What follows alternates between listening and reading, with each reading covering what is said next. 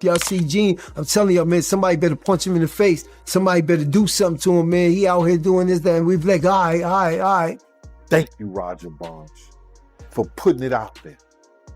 It came to life for y'all.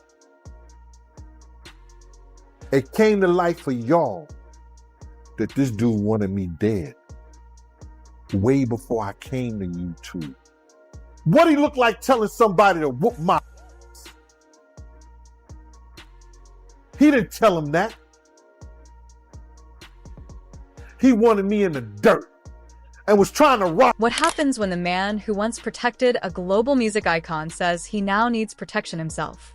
A former insider, a growing list of allegations, and a warning that's sending shockwaves across the industry.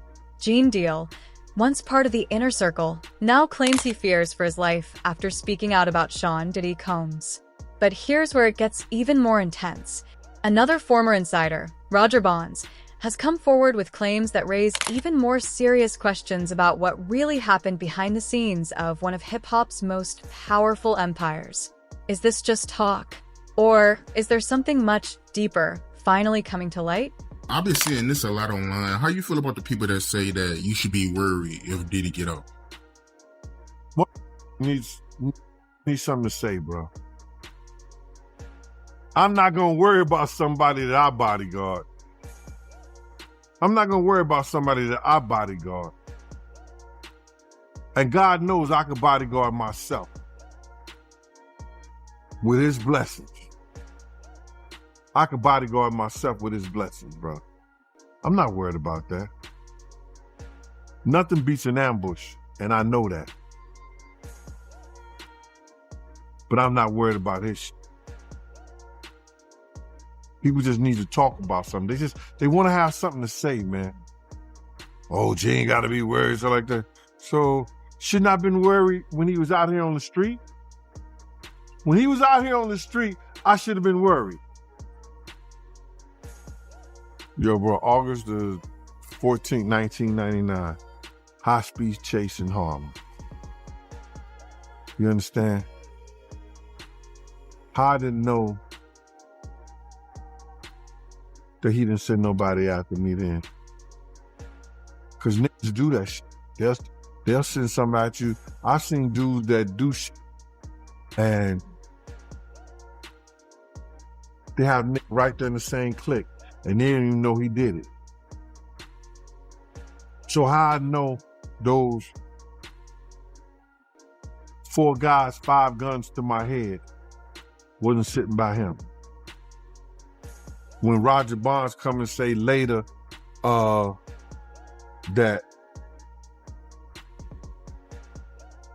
Diddy wanted something done to Gene Deal, how I know? That made the news. To understand why this story matters, you need to understand who Gene Deal is. He's not just another voice online. Gene Deal was there, inside Bad Boy Records during its peak. He worked security during the rise of legends like the notorious B.I.G., Maze, and others who defined an era of hip-hop. Gene says he witnessed things most people never saw. Behind VIP doors, inside hotel hallways, during the moments where decisions were made. So let me ask you a question. How long before you started working with him did you start to see like red flags and did you know like, damn, this kind of crazy?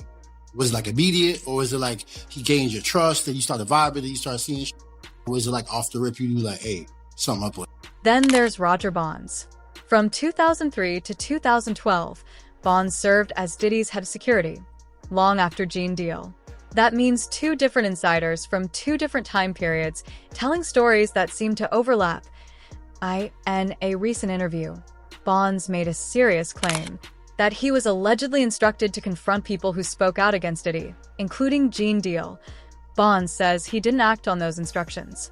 But his warning? That's what has people paying attention. And listen here, I want to let this young lady know, and I know this is not the place for it, brother, but please allow me to say this to her, man. You know what I'm saying? I started this battle long time ago. And the situation is that, bruh, we already won. This was some spiritual that pop, the spirit of pop. the spirit of Big, the spirit of Miss Jones, the spirit of Wolf, all the people that he has done wrong, so Black, all the people that he has done wrong, bruh, is coming to light. We already won this spiritual. What we going through right now with these trials and everybody, with this financial situation and everything like that, all that is superficial. That's the physical part of it. The spiritual part of it was won because Big, Pac, Wolf Mother, all the people that he did wrong, bruh, you understand? They already won the battle where we were supposed to win it at. So now we just going through the physical part of it, man. And I want that girl to know, man, that she ain't got to fear no man. She ain't got to fear him, nobody else, man. Whenever she needs, you understand? Whenever she needs somebody to travel, to go with her, to make sure she all right, I'm a phone call away, man. I'm a phone call away.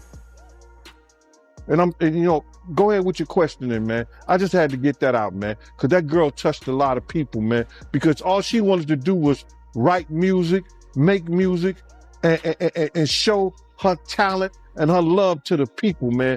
And then she got to feel this way, be fearful and scared of her life and stuff like that. Ma, I ain't scared of no man. You understand? I ain't scared of no man.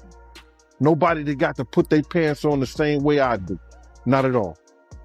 And for the people that don't know who Tiffany Red is, that's Cassie's best friend. That's one of Cassie's friends. She was writing a lot of music, and she said that she was writing music for her friends to get. Oh my God, man, come on, man. Gene Deal says he's not trying to start a feud. He claims he's simply telling his truth. But the more he speaks, the more visible he becomes. And with that visibility comes fear. That one line says everything. Because according to Gene, this isn't just about the past. It's about what could happen now. Leopard don't change his spots, and Diddy been doing this real long time, bro. He been doing this for a long time. And now another artist, this artist didn't wait 10 years. You know what I'm saying? He didn't wait 20 years. You understand? He waited a year or two after he stopped working with him and saw he didn't get what he was supposed to get. And he said, yo, listen here, man. I'm putting in my claims right now because I'm going to show everybody what really happened, what really went down. It's crazy. When I was reading it, I read the whole thing. Shout out to Keisha in Kansas City. She sent me the whole documentation, bro, and the whole court thing. And when I'm reading the stuff, it sound from a lot of it sound familiar. You understand? And what I mean sound familiar, how he would get other girls and get girls to try to, convince this guy, or put him in a situation with other girls so he could do whatever he wanted to do with them.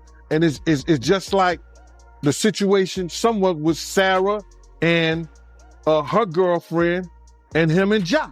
You know what I'm saying? Bringing girls on to try to convince this other guy to be in a room with another naked man and all this other bull. Yo, it all sound familiar, man. I read the whole thing, man, and it was crazy. And for the people that don't know what you're talking about, because the lawsuit is new, so, some people still catching up with it.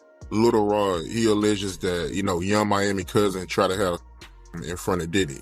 Yeah, he went into the bathroom, and then she came into the bathroom and tried to, throw herself on him. He didn't want to have nothing to do with her for whatever reason. And then when he came out the bathroom, she continued to try to do that and try to have, wanted him to have on Diddy and the rest of the people that was in there. That's how they do, man. They try to use a girl that you might like, or you may think you might like, or they think you might like her or whatever, to convince you to lay down your guards with them. And he didn't. Yeah, that's crazy, man. And you're not surprised by none of this, because you said that Ja Rule, they did this to him, right? No, remember, and people got it confused when I said that Ja and him was in the room with two girls, with Sarah and Sarah's girlfriend. You understand? He was trying to get Ja to go at Jay-Z. So what he did was try to get another girl, you understand, to do something with Ja. I guess, I don't know, they in the room together. So in that thing, I know what he was planning on doing because I heard the conversation. Gene has made multiple claims about what he says he witnessed during his time around Diddy, from alleged manipulation to claims about how people were influenced or pressured behind the scenes.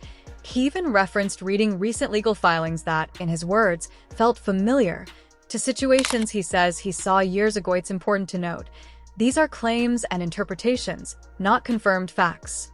But together, they're fueling a much larger conversation. As it's getting worse, you getting older. So as you getting older, you getting wiser. And you understand, okay, this stop. You know what I'm saying? None of this stop because there's nobody there to stop it. And this person is becoming stronger and stronger and stronger. So if you becoming stronger and stronger and stronger, what's there to make you stop?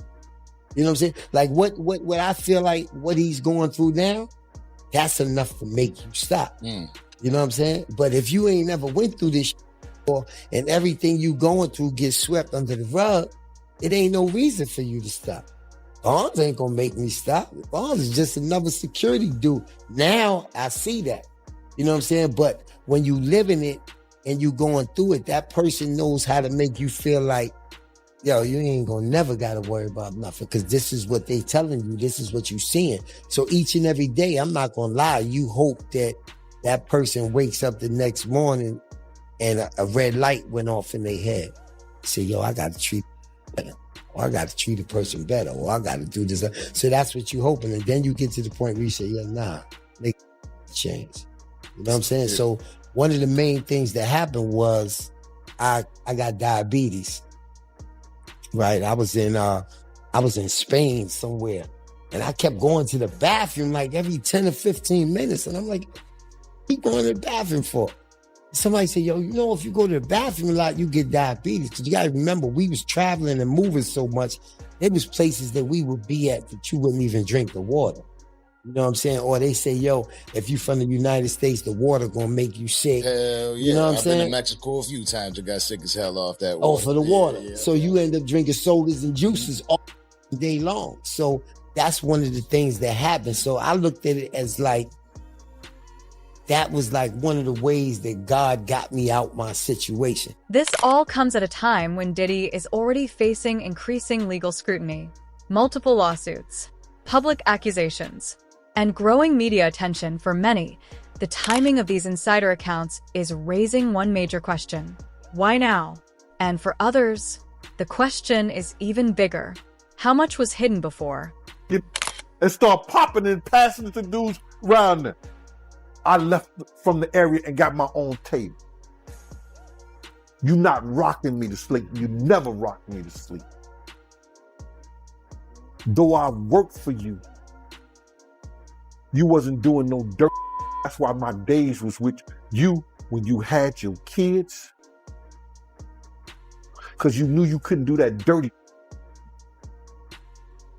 And that's a good judgment on your behalf. Roger Barnes got on that show and said, yo, we seen Gene plenty of times. But we knew Puff was a and we had to live in Harlem. That's because we know the same people. When Roger Barnes talk to people about me, they're gonna say Gene a stand-up dude. Gene was all right, bro. There's something deeply symbolic happening here. A man who once protected power now says he needs protection from it. That shift has captured public attention because it suggests something deeper than just disagreement. It suggests fear.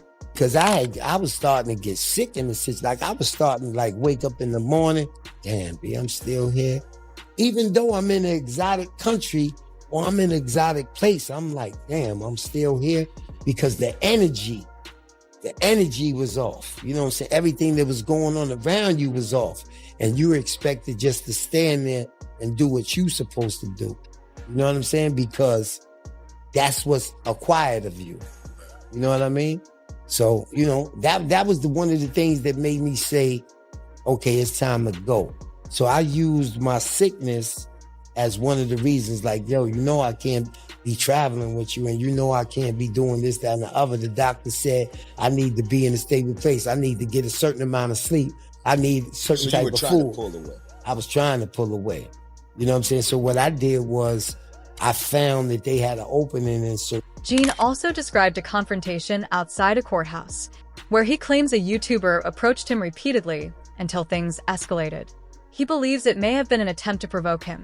Whether that's true or not, Gene says it reinforced his concerns about his safety.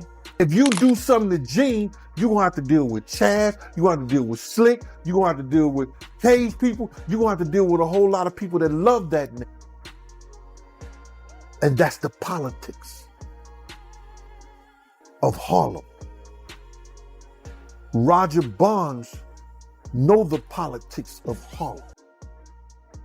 So you have a homo cats out there right now that's talking all that shit. Gene paid his dues. Because I came here and talked about the character of this dude who wanted me dead. I been knew that. He ain't saying nothing I didn't know. Y'all could find somebody else to play with. That goes to show you what kind of dude this is. Instead of coming to the table to save Big and Tupac, he said, this is the kind of character that y'all out here saying, that y'all standing up for. People are still alive. Eric B, Big D, Suge Knight.